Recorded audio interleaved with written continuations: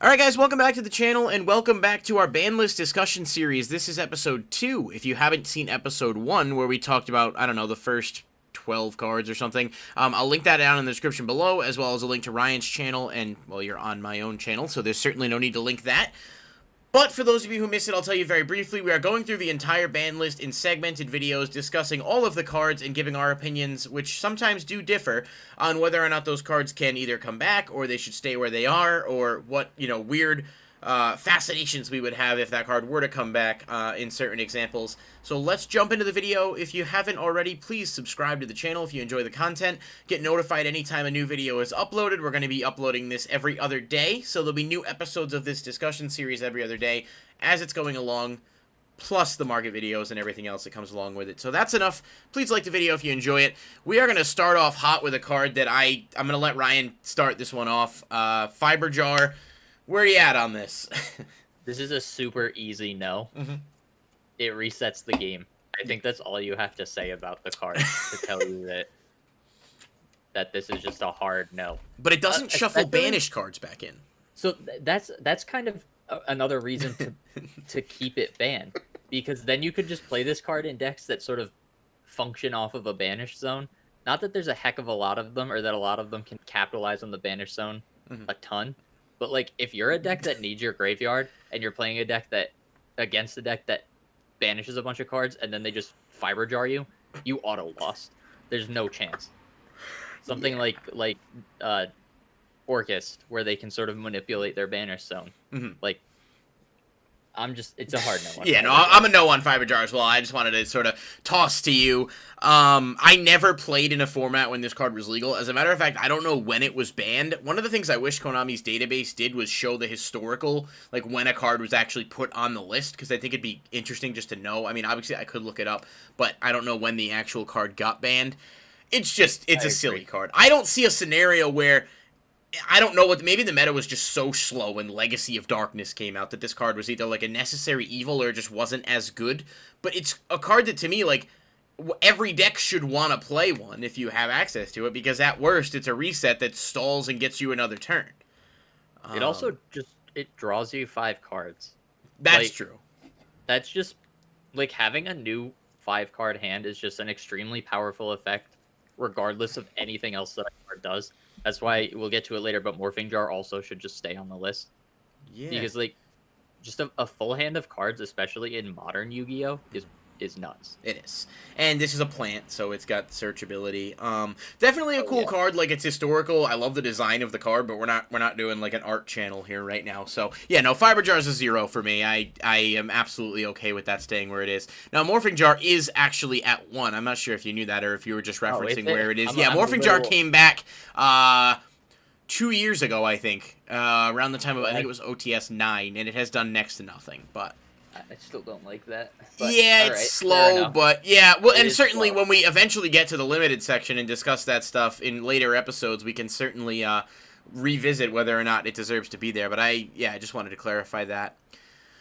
All right, next, Fishboard Blaster.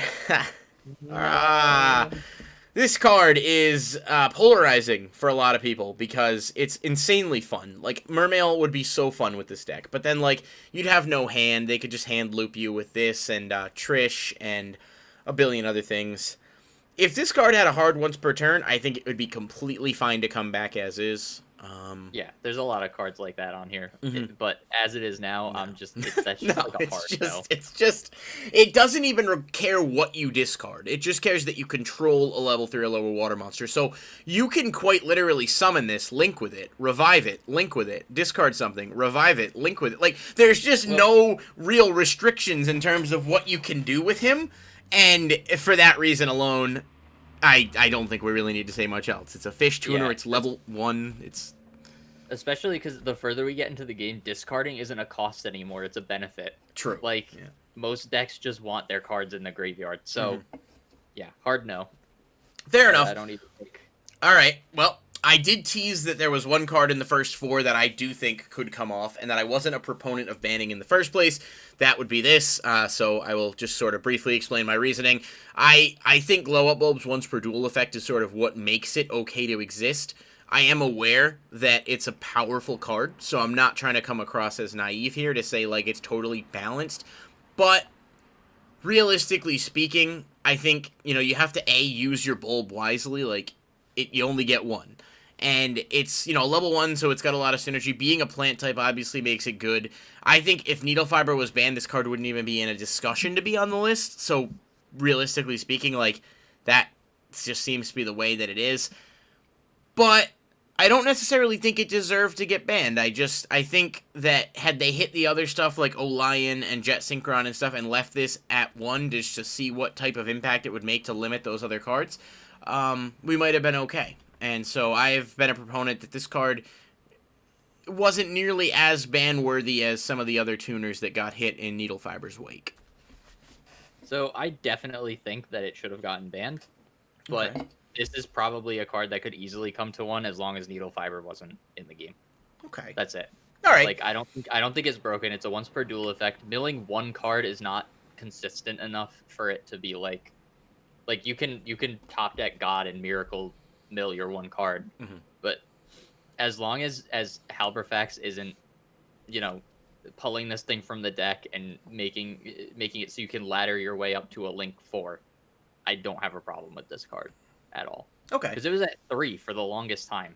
Yeah, this is a 3 or 0. I mean, this is a 3 or 0 card in my opinion because it literally, like, playing 3 copies of it seems kind of pointless in my opinion. Given that it's literally once per... You've never played... there's probably some random deck out there that will play like 2 or 3 copies of this because it's like level 1 and it's a plant. Yeah. But, like, this is a card, like, I agree with you. This card could be at 1, but I don't like seeing cards like this unbanned while Halberfax is in the game. Fair point, and I think Jet Synchron we're going to get to very, very shortly, so I don't want to give away too much on it now, but just generally speaking, you talked about discarding being a benefit more so than a cost, and I think that's why I'm a little harsher on Jet Synchron, but we'll get to it briefly. Grinder Golem, I'll let you take this one if you want to. I don't think there's really too much to say, but by all means. I don't think any card has benefited more from Link monsters than Grinder Golem. But, like, your opponent gets a 3k monster. Oh, yeah, and then you Akashic it, and then you summon it again, and then you Security Dragon it, and then you summon it again, and you've gotten 6 tokens, and you've played no cards. This card, especially because, like, it has 300 defense. So if you go second, it's not a problem. You can just kill it. Well, you have to summon it in an attack position. Oh, okay. Yeah, you do. You can't summon it in defense. Wait, hold on. Yeah, it must be special summoned by a special... No, you don't. You're wrong. I'm wrong. I'm sorry. The tokens have to be summoned in attack position. Okay, so yeah, that sucks. Golem with its 300 defense in defense mode, and you beat over it with a fucking, I don't know, like a yoked up glow up bulb with 400 extra attack. Like that's true.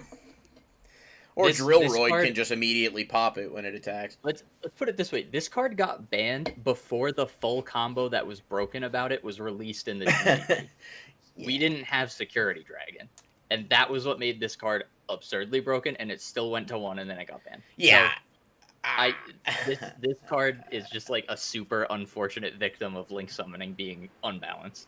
It's a card that's pretty terrible without Link summoning as well. Oh, it was so bad. It doesn't do anything, really. I mean, you had the Inferno Tempest combo back in the day, where you'd, like, banish your Necrofaces, and then you ram a token, banish the Necrofaces, and you'd FTK the opponent. I mean, it was cute, but, like... This card was terrible, and then you could make Firewall with it, and for free, and then it was broken, and that's all there is to say about it.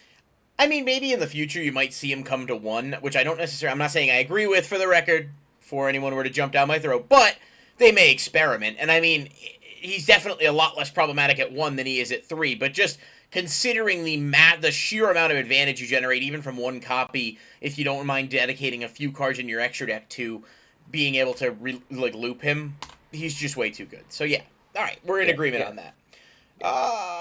This one, again... Also an easy no. Yeah, first of all, if it's sent to the graveyard as Synchro Material, you can search a Junk monster, which gives you access to Junk Synchron, which is just too powerful for the current meta, in my opinion. But it does have this other effect where if it's in your grave, you can discard a card and then special summon it. So, I mean, with all that in mind, yeah. No, I'm out on Jet Synchron. No. There's not even anything you have to talk about. Like, we talked about discarding being a good thing. Yeah. It's a level 1, which for a tuner is obscene. Mhm. Is like an absurdly good level to have. Mhm. It's which also makes it a 1-for-1 target. It's also a machine. Which also means there's like a bunch of things that just make this thing ridiculous, and links were the ones that pushed it over the edge. Yep, Scrap that's Recycler can mill it. It could make the Mecha Phantom Beast Auroradon, which would basically give decks that access to that card, which is a generically powerful card, but designed to work really in Phantom Beast more than anything else. And Jet Synchron basically made it with Needle Fiber, so you could just put Auroradon out and benefit from his effects without having to actually go through the trouble of making him the way he's supposed to be made. There are a lot of strong rank 1s that you can make with this in certain decks, which then bypasses its banishing effect when it leaves the field. Baby Tyragon for one. There's the Lyralist that can search DD Crow, which is like not as strong as it used to be, but that's still not a bad card to make. There's just no. Yeah, no, I'm with you on that. I don't think that is worth having back. All right, Level Leader. No. Next. I'm not even going Absolutely to touch this one. 0. Nope. It's yeah, okay. Infernoids exist. Yeah, no, I'm not even going to discuss it. I don't think it deserves it. It deserves to suffer in its fucking eternal hell. Lunolite Tiger, I love this deck. I played this deck before the hit, and it was super fun. I thought this card being banned was a bad call at the time. I thought to 1 was fine. They just took it from 3 to 0. I don't know if it was a preemptive thing or what, but I can't see its monster effect, but I remember that whenever anyone would activate this in a pendulum zone, I would physically react.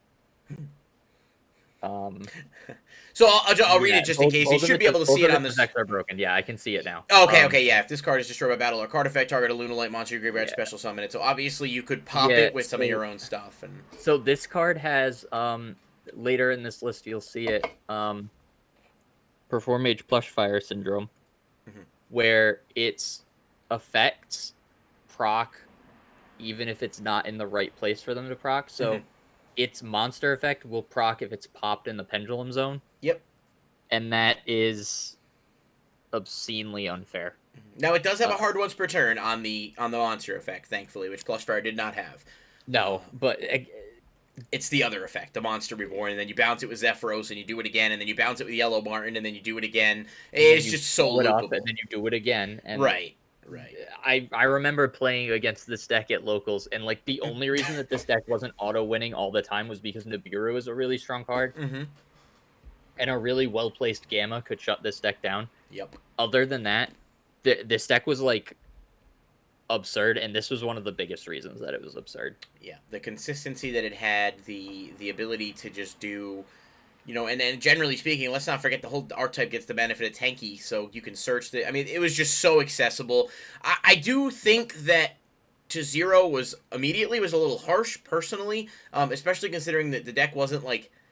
It wasn't like consistently topping or anything, so the hit was sort of like a bit harsh, but I guess they wanted to just prevent any future problems. So right now I say leave it as is for now, but maybe revisit it, you know, a format or two down the line and see if it could come to 1 and see whether or not it would give Lunolite a little bit of a boost, but maybe keep them restricted. Yeah, maybe. I like it at 0. That card... That card gives me some nightmares. Fair enough. Speaking of nightmares, Magical Scientist. Again, I don't think we really need to discuss this one all that much. It's as many times as you can pay the life points, you can use the effect. It summons a level 6 or lower fusion monster. It doesn't negate that monster's effects. You could Catapult Turtle combo. No, they errated Catapult Turtle, didn't they? So it's a hard once per turn. But the monster you summon can't attack your opponent's life points directly. True, that is a fair point, but the more they make level 6 or lower fusion monsters, the more broken this card becomes, right? So you can make a Winda. You can make... I mean, you like just in general, you disregard all of the effects. You could summon this card and play the vanilla fusion monsters and just pay 4,000 life points and fill your board with monsters and then link with them. You know what else you can do with this card? What? You can summon it, pay 1,000 life points, summon Theseus, and then make Helberfax. You could summon 3 Theseus and something else, and then make Half and Ultimaya Zolkin with Theseus and another monster, and that's all off of 1 card. So then you've got the Hulk, and then you could play Crystal Wing or whatever you want to summon off Zolkin, and you still have 5 cards in your hand with which to do whatever you'd like. Yeah, or, you know, fuck it. Summon it with 1 for 1. Oh yeah, it's Now a one for you one. haven't even used your normal summon. It's a spellcaster, so it gets the benefit of different spellcaster cards. I mean, for being honest with you, it's a dark spellcaster, which means that it interacts with a lot of cough cough dark magician support. So true, no. magician souls. Yeah, no. I mean, the more spellcaster support they make, the more broken this card gets. But just the existence of links and Xyz and stuff. Yes, the FTK isn't a thing anymore, but it doesn't really matter. You can still do 1,000 other things. Especially since the further into Yu-Gi-Oh we get, the more life points just become a resource instead of like a means to not lose. So Correct. This is just a no card. Yeah. Masterpiece, the true Draco Slaying King. I did not play this format, so I will defer to you. But I have a feeling that we're going to be pretty similar on this. Go ahead. I want this card to be at 1, but it never should be at 1. I love this deck. This deck is really fun. Although I will say, I think with this card in the deck, it becomes less fun because it's so much easier to win with it when this card is in the deck. That's a fair point. This card was one of the most problematic cards I've ever had to deal with. And so during this format, I played Infernoids, and I was lucky because I happened to play a deck that could beat over this. But, and that could ignore the fact that it can't be destroyed. Or that it's unaffected. Yeah. Because I played Kaijus.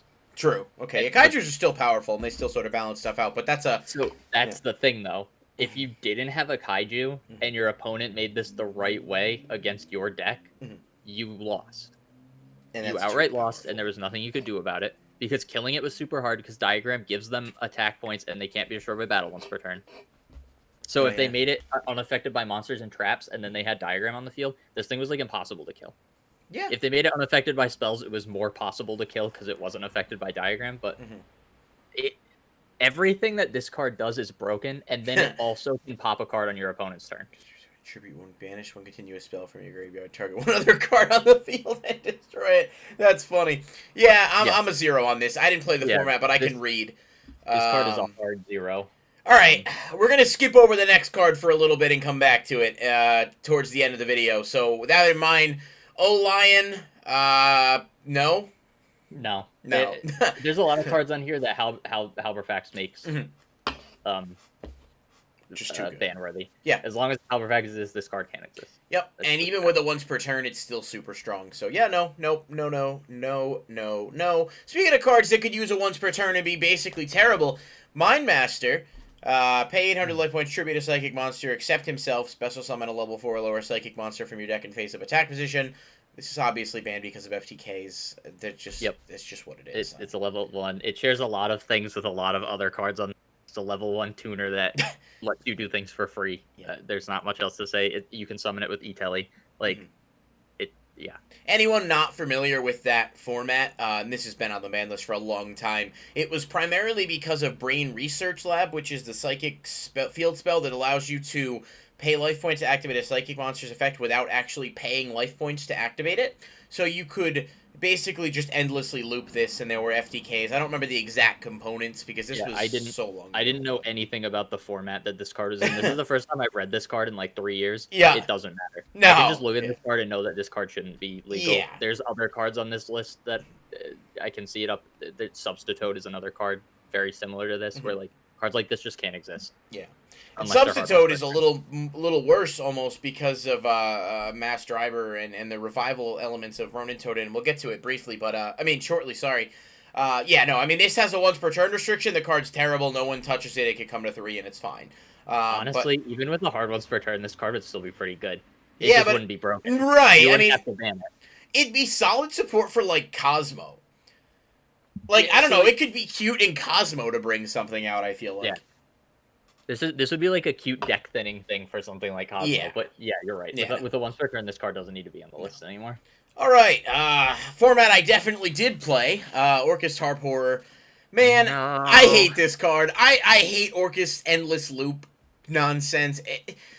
Grabbing from the deck is broken as it is in most cases, but this not only grabs from the deck, it's recyclable, it's level 4, it's a machine, it's dark, and the restriction is laughable because you just make Bardiche and you just go off.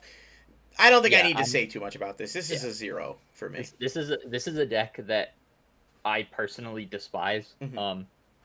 Partially because this was a deck where when you had Harp Horror at 3, Mhm. it didn't matter. Like, you could be, like, the worst player on the planet, and you Mhm. would still be able to fumble your way to a set counter trap with, the Blink 2 and then Dingirsu, and it was, like, free. Yeah. There was no way that you could possibly fuck it up. You Mhm. could have never played Yu-Gi-Oh! Before and picked up that deck, and you would have been able to fumble your way into at least 1 Negate and 1 Dingirsu. Yeah. And this card is one of the biggest reasons why, and I'm glad that it's at 0, and I don't want it back. Fair enough. It All right. it also it was a reason this card is a reason that some other cards used to be on the list that no longer are. That's Cough, also cough, true. Ardich Yeah. was banned because of Still Orchid. a bit of a strong card, but I think Bardiche is fine in the current meta. I mean, he's good, but he's not killing anybody. Well, I mean, we know He's of not anyway. he's not part of Orcus anymore. Right. Which, Plushfire. I don't know that we need to go into this one too much because you pretty much made your points earlier when we were discussing Tiger, and this is pretty much the same without the once per turn restriction. So in other words, you can continue to loop this. well, so this card is also just even it's like its pendulum effect is better, Mhm. and its monster effect is better, and the things that it summons are better. Yes. That's like the other part. Like Damage Juggler is an absurd card to summon because it searches more plush fires. Or recursive Hat Lugia Tricker like yeah, for so extension purposes. that while I feel like Pepe probably wouldn't be as strong as it is now, this card Mhm. is super degenerate Yep. and causes other cards to need to go away. Like Luster Pendulum True. was limited because of this card. And now he's back, and he's getting a collector rare, guys, in Ancient Guardians. Probably one of the Which is worst pretty cool. sets of recent memory in terms of content. But yeah, it'll hopefully be Yeah. cheap. So Plushfire, we're in agreement on 0. Now, again, we may differ here, because I'm going to go ahead and say that Monkeyboard could come to 1. I adore this card. I think he's, first of all, adorable. His mouth is a fucking piano. But more importantly than that, I think at 1, and with a once per turn restriction, because his pendulum effect is not loopable, I think at 1, he is fine. I think people live in fear of what he was at 3 with Lizard Draw and everything else, but at 1, I am 100% okay with this card coming back. I think it would be fun. It might give a little bit of a boost. This is not going to break games, in my personal opinion. So I don't hate this card coming to 1. Mhm. I think I would prefer, because this card, when you discuss it, kind of comes as a package deal with Skullcrabat Joker. I would prefer Joker be at 1 because this card has Astrograph Syndrome where it's just free. Like, you can activate the card and you can use its effect, and if your opponent doesn't respond, they're in a terrible position, and if they do, you've baited a hand trap for free. So, yeah. Whereas Skullcrabat Joker, which is the next card on the list, Yep, I have it. Flashing alphabetically, back to him here a little bit, yeah. he at the very least requires your normal summon for his search. I understand his search pool is huge, and that's sort of why I'm iffy. I think one of these two cards could come back to 1, and it would be okay. I prefer Joker, because if it gets negated, at least you wasted your normal summon. Okay. I actually think Joker should definitely be at 1, because, in my opinion, if Stratos can be at 3, then Joker can be at 1. Stratos... Go ahead. My one problem is Stratos is not a Pendulum Scale 8. Okay, and I mean, that definitely is something to take into consideration, but let's not forget, he does restrict what you can Pendulum Summon, so I know his pool is massive, and that probably isn't a huge issue. Right, but... You can Pendulum Summon like 400 cards. Okay, listen, I get that, I do, but he's a normal summon. Every deck gets access, typically, to a Searcher that can trigger on a normal summon. If not every deck, then most decks. This card... is at 1 is just you normal summon it, you search a monster. Yes, it has a large pool, but I don't know. I'm not. I don't particularly hate this card coming to 1. Yeah. I think that if it came to 1 and then immediately went to 0, surprise me. It wouldn't surprise me because the Pendulum Magician cards are just very strong. That's so. And they keep printing stuff in like other archetypes that has Magician in the name that are Pendulums. So, yeah. That's your Performapal Celestial Magician, right? That was in the Legendary Duelist. That card's nutty. If Performapal was actually good. This card can search a lot of stuff. Mhm. Again, I mean, like, personally, I prefer if just both of them stayed banned. But if I had to pick one to come off, Yeah. I feel like Joker would be okay. Okay. Monkeyboard is just a little too free. So I'm gonna go opposite you. I actually think if I had to pick one, I'm gonna go Monkeyboard. It's more biased than anything else because I think it's such a fun card. Like, I don't know, it's tanky, right? Like, it's tanky with the benefit of a pendulum scale, but it's tanky with the benefit of having the best possible pendulum scale you can have. Yeah, and I guess I'm not fully sold on pendulums being as viable as they were back then because of the new rules where you're now restricted and they take up a spell and trap zone, so like you're more susceptible to impermanence and other things where they could straight up imperm your monster in a column and negate your monkey board. I think it's a little easier to play around with cards that are more commonly seen. But don't get me wrong. I mean, if people think both have to stay... I just don't agree with anyone that says both have to stay at 0 or the game would fall apart because I do not believe that that's true. I think one of them could very safely come to 1. It's just not my decision which one that is. I'm going to go Monkeyboard. Yeah. I'd like them to stay at 0. If one has to come off, I prefer Joker. Partially just because, like, these cards allow you to just play a free engine in your deck, no matter what you're playing. So... that's another thing that I have a problem with, but yeah. Yeah, I like engines, honestly. That probably sounded very, like, not like Thomas the Train, all right? Like, I like engines. I like engines in a deck, like a package that you could play, like, when you had Terratop and Teketemborg, and you could insert those packages into the deck.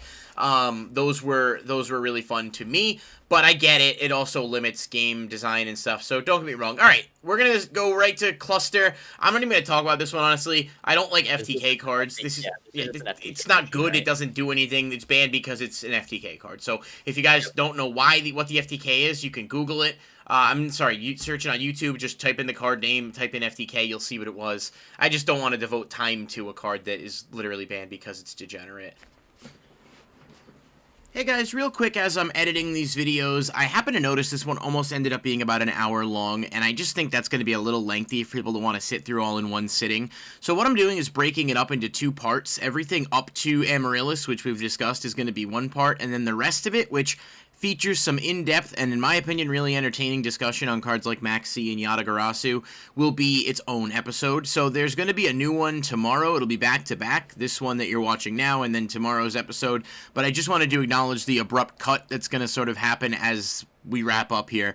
I just wanted to split it into 2 parts. So thank you guys so much for watching. If you did, stay tuned and enjoy it. Part 2 of this episode will be up tomorrow, and we'll start right where Part 1 left off. I'll see you guys next time.